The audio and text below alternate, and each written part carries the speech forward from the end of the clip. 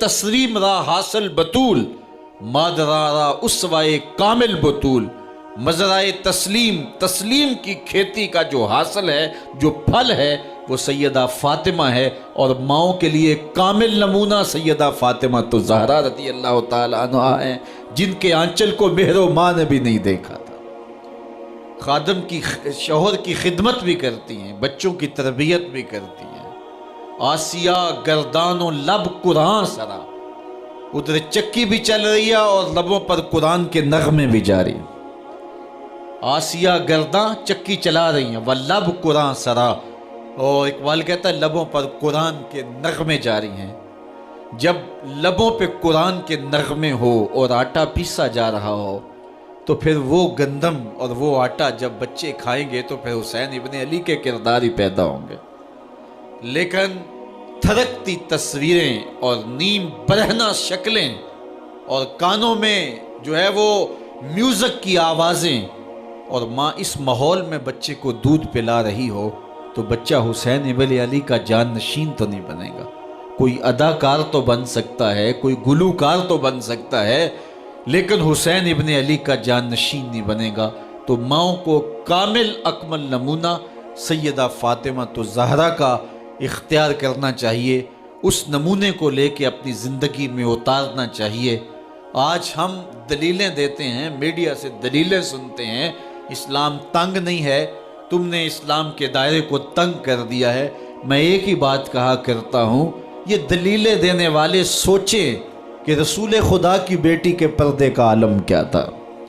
بس ہمارے لیے وہ نمونہ ہے، وہ کامل اور اکمل نمونہ ہے، اور ہم نے اپنی زندگی اس نمونے کے مطابق گزارنی ہے۔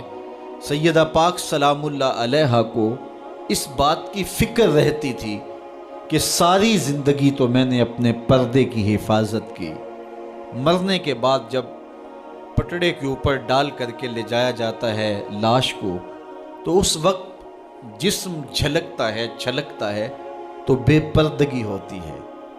تو زندگی میں تو انسان اپنے پردے کی حفاظت کر لیتا ہے، لیکن جب جنازہ اٹھتا ہے تو اس وقت عورت کے جسم کی ڈیل ڈول ظاہر ہو جاتی ہے، اگرچہ اس کے اوپر پردہ پڑا ہوتا ہے۔ اور یہ سخت فکر مند تھی اور بات بھی کرتی تھی۔ حضرت اسماء بنت امیس رضی اللہ تعالی عنہا سیدہ پاک کے پاس بیٹھی تھی، اور یہ وہ خاتون ہیں جنہوں نے حبشہ کی جانب ہجرت کی تھی۔ جب مسلمانوں پر حالات تنگ ہو گئے تو 2 مرتبہ حبشہ کی جانب ہجرت ہوئی ہے، اور تیسری ہجرت جو ہے وہ مدینہ المنورہ کی جانب ہوئی۔ تو حبشہ کی جانب انہوں نے ہجرت کی اور وہاں کچھ وقت گزارا تھا، تو انہوں نے کہا کہ میں نے وہاں ایک منظر دیکھا ہے کہ 4 پائی کے چاروں پائے جو ہیں ان کے ساتھ شاخیں باندھی جاتی ہیں، اور شاخیں باندھ کے ان کو پھر آپس میں جوڑ دیا جاتا ہے، اور اس کے اوپر کپڑا ڈال دیا جاتا ہے، وہ ایک ڈولی بن جاتی ہے، اور اس میں عورت کا جنازہ ہوتا ہے۔ جب یہ بات سنی تو سیدہ کی خوشی کی انتہا نہ رہی، کہا یہ تو بہت اچھا ہوا۔ اور سیدہ پاک کا پھر جنازہ پردے کے ایسے ماحول میں اٹھتا ہے اور رات کی تنہائی میں اٹھتا ہے، اور بہت تھوڑے لوگ جنازے میں شامل ہوتے ہیں۔ اور پھر سیدہ پاک سلام اللہ علیہا کے پردے کا عالم یہ ہے، اہل سیر نے لکھا ہے کل قیامت کے دن جب میدان حشر میں سیدہ تشریف لائیں گی تو 70,000 حوروں کے جلو میں ہوں گی، اور جب گزریں گی تو آواز آئے گی، یا اہل الجمع غدوا ابصارکم لأن فاطمہ بنت محمد حتی تمر۔ اے نبیوں، رسولوں، پیغمبروں، اے صالحین، نیکوکاروں، اے حشر کے میدان میں جمع ہونے والے لوگوں، اپنی نظریں نیچی کر لو، محمد کی صاحبزادی گزر رہی ہے۔ تو قیامت کے دن بھی اللہ ان کو یہ اعزاز دے گا، ان کو تکریم دے گا، ان کو عزت نصیب کرے گا۔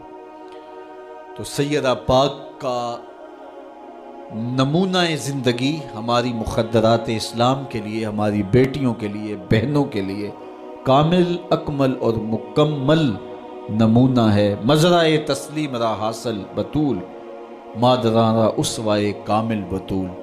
تو ان سے ہمیں سیکھنا ہے کہ انہوں نے اپنی ساری زندگی کیسے گزاری۔ آج کی عورت کہتی ہے کہ میں نہیں کر سکتی نماز روزہ اور یہ امور نہیں بجا لا سکتی. بچوں کا بوجھ اتنا ہے، ان کی تربیت اور ان کو کھانا دینا، ان کو دودھ دینا، بار بار جو ہے وہ ان کا لباس تبدیل کرنا. کب وقت ہوتا ہے، میرے کپڑے بھی ناپاک ہو جاتے ہیں، تو کیسے میں ان کو جو ہے بچوں کو کروں اور اس کے بعد عبادات بھی وقت پہ کر سکوں؟ تو یہ بڑا مشکل ہے.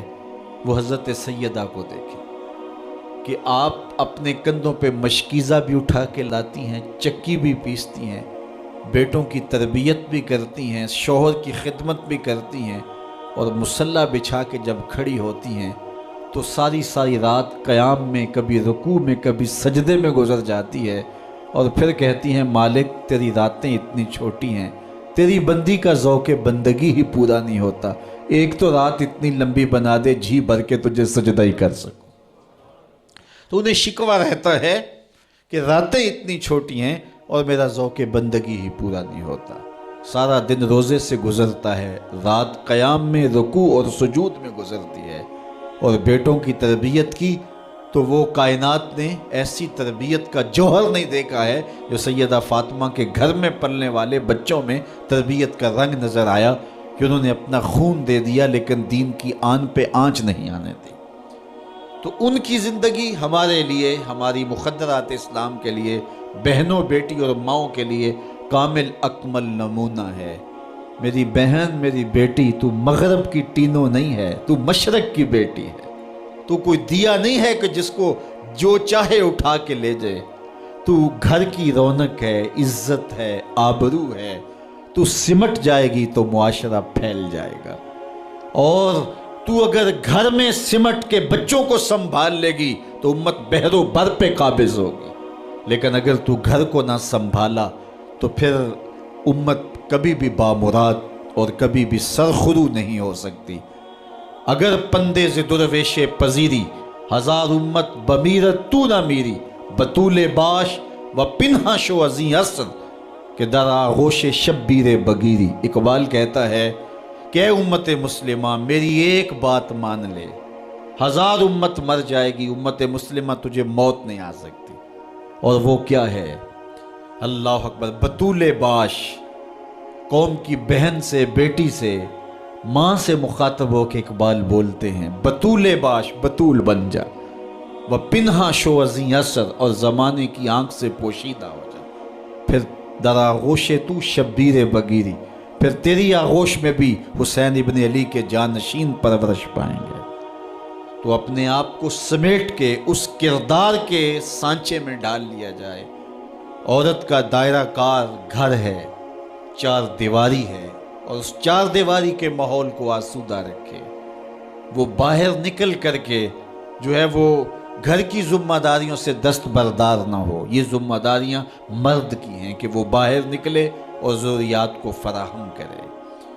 عورت کی ذمہ داری چار دیواری کی ہے، اس چار دیواری کو رونق بخشے اور تربیت پر نئی نسل کو بہتر بنانے کے لیے اپنی ساری صلاحیتیں صرف کر دے. ساری زندگی میں ایک اس کا بچہ بھی اگر قوم کو مل گیا تو قوم کی تقدیر بدل دے گا.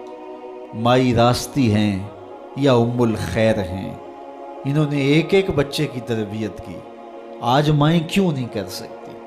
بابا فرید کی ماں بیٹے کے مزاج کو سمجھتی ہیں کہ یہ شکر کو بہت پسند کرتا ہے، تو شکر کی پڑیا مصلے کے نیچے رکھ دیتی ہے، اور بیٹا مصلا اٹھاتا ہے تو نیچے شکر کی پڑیا ملتی ہے. روز ڈیوٹی دیتی ہیں، اور بیٹا شوق سے نماز پڑھتا ہے، بعض میں شکر کی پڑیا بھی ملے گی. ایک دن کہیں گئی تھی تو نماز کا وقت ہوا، ماں وہاں بے چین ہے اور وہیں مصلا بچھا کے کہتی ہے مالک میری لاج رکھنا.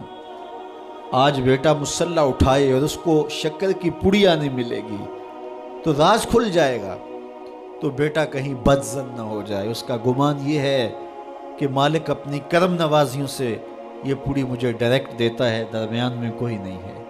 اللہ اکبر. خیر ماں واپس پلٹی اور سب سے پہلے تجسس بری نگاہ سے بیٹے کو دیکھ رہی تھی کہ بیٹا کوئی شکایت تو نہیں کرتا، لیکن فرید بیٹے کے لب پہ کوئی شکایت نہیں تھی. خیر ماں نے پوچھ لیا بیٹا نماز پڑھی تھی؟ کہا اماں نماز پڑھی تھی لیکن آج جو شکر ملی ہے اس کا چس ہی کوئی اور تھا، اس کا ذائقہ ہی کوئی اور تھا۔ تو آنکھوں سے چھم چھم آنسو برسنے لگے، مالک تو نے میری لاج رکھ لی۔ تو پھر بتایا کہ بیٹے میں تو یوں ہی پڑیا رکھتی تھی، آج مالک نے جو ہے وہ میری لاج رکھی ہے اور تیرے مصلے کے نیچے پڑیا رکھ دی، پھر فرید فرید بنا نا۔ تو پیچھے ماں کھڑی نظر آتی ہے، حضرت غوث اعظم رضی اللہ تعالی عنہ۔ اگر غوث اعظم ہے تو ان کے جبے میں 40 دینار ماں سی رہی تھی نا، اور ساتھ نصیحت کر رہی تھی کہ بیٹا جو بھی ہو جھوٹ نہیں بولنا ہے۔ پھر ڈاکوؤں کو بتا رہے ہیں کہ 40 درہم تو میرے پاس بھی ہے۔ تو ڈاکو کہتے ہیں عجیب کہانی ہے، بلاکو ڈاکوؤں کو بھی پیسے بتایا کرتا ہے۔ کہا میری ماں نے کہا تھا جھوٹ نہیں بولنا، جو بھی ہو جائے لیکن جھوٹ نہیں بولوں گا۔ اب ڈاکو شرمندہ ہو کے بولتے ہیں یہ ماں سے جھوٹ نہیں بولتا، ہم رب کا حکم نہیں مانتے۔ اور یہ پہلے لوگ تھے جو حضرت غوث